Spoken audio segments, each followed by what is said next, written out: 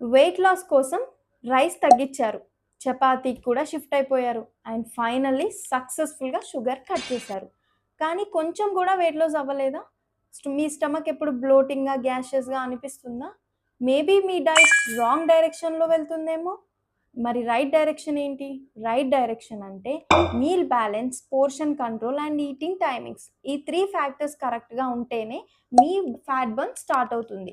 Meal balance అంటే మీరు తీసుకునే మీల్ ప్లేట్‌లో equal amount of protein, fibre, carbs, fruits అన్నీ కరెక్ట్‌గా ఉండాలి.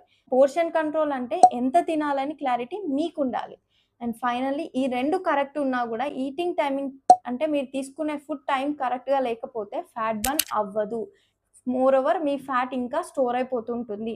సో, ఈ 3 ఫ్యాక్టర్స్ చాలా ఇంపార్టెంట్. సో, నా 7 డేస్ వెయిట్ లాస్ ప్రోగ్రామ్‌లో ఎలా తినాలి, ఎప్పుడు తినాలి, ఎంత తినాలన్న క్లారిటీ నేను మీకిస్తాను, గైడ్ చేస్తాను. If you are really interested join అవ్వాలనుకుంటే డైట్ 7 అని కమెంట్ చేయండి. డీటెయిల్స్ అన్నీ క్లియర్‌గా మీకు సెండ్ చేస్తా. Thank you.